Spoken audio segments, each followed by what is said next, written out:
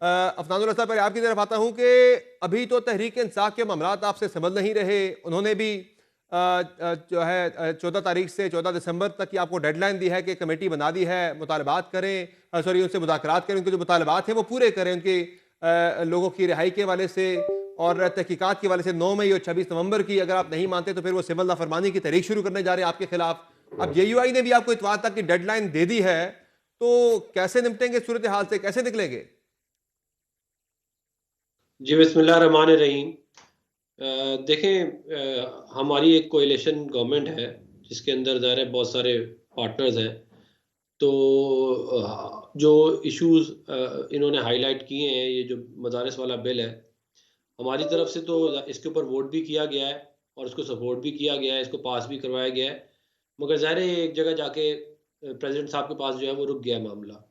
अब इधर से निकलने का, इस डेडलॉक को ख़त्म करने के लिए जो है कुछ ऐसे मामलात हैं जिनको किया जा सकता है, जिसके अंदर जॉइंट सेशन को बुलाया जा सकता है, जिसके अंदर जो है प्रेसिडेंट साहब को जो है वो कन्विंस किया जा सकता है, जो क्वार्टर्स इसको रोकना चाह रहे हैं उनको कन्विंस किया जा सकता है।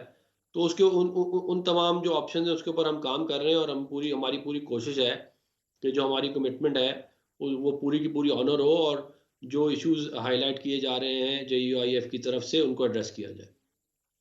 और तहरीक इंसाफ भी आपके खिलाफ सिविल नाफरमानी की तहरीक शुरू करने जा रही है। 14 दिसंबर तक की डेडलाइन आपको दी गई है, उन्होंने कमेटी भी अनाउंस कर दी है और अपने मुतालबात भी सामने रख दिए हैं। होगी बातचीत तहरीक इंसाफ के साथ?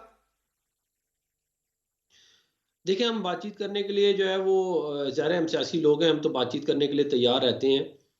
मगर बात ये है कि ये जो बानी पीटीआई हैं, इनका जो जो मतलब कि एक गैर मुस्तहकम बिहेवियर है कि सुबह को शाम को कुछ ये मतलब कमेटियाँ बनती हैं, उनसे बातचीत होती है, उसके बाद कोई वो जाते हैं, उनसे मिलते हैं और सारा कुछ ज़ीरो हो जाता है। सही है। तो अगर आपने कमेटी को कोई मैंडेट दिया है, कोई पावर दी है, तो फिर या तो उसको ऑनर करें। महमूद खान अचकज़ई साहब को भी इन्होंने दिया था और वो भी कुछ नहीं, उस पे भी कुछ नहीं हो सका। तो ये इनके एंड के ऊपर इश्यूज़ हैं।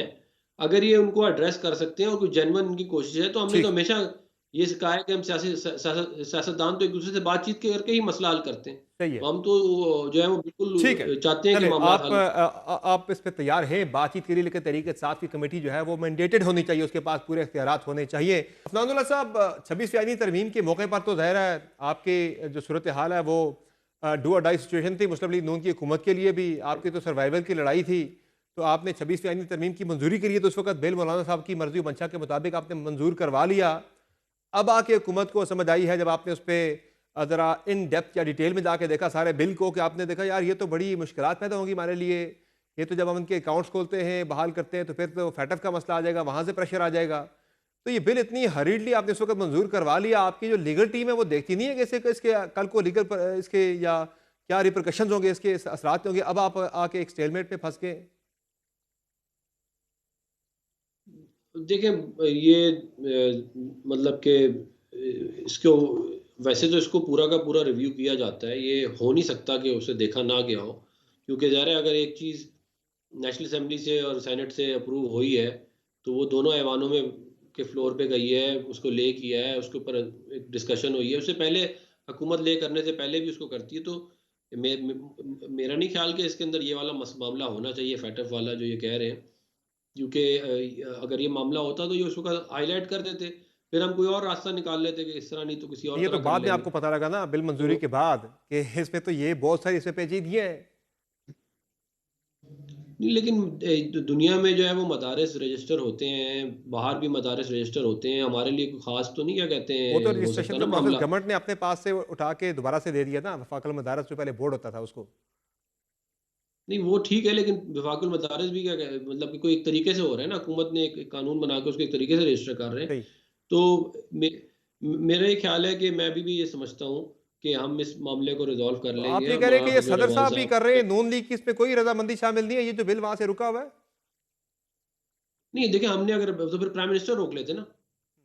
अगर हमने रोकना होता तो प्राइम मिनिस्टर रोक लेते। प्राइम मिनिस्टर प्राइम के मिनिस्टर पास ने वो तो तो भेज ज़रा दिया सदर को पार्लियामेंट से असेंबली। सीधा सदर के पास जाता है ना वहां से।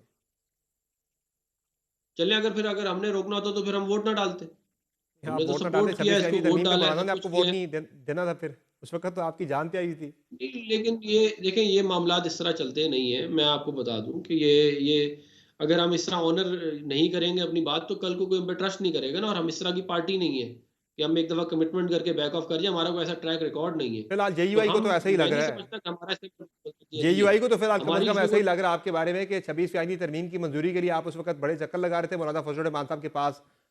उनकी जो डिमांड थी वो आपने उनको उस वक्त यकीन दहानी करवा दी, पार्लियामेंट से मंजूरी करवा भी ली, अब आप उससे बैकआउट कर गए तो मौलाना फजल रहमान तो ही फील्स बिट्रेड।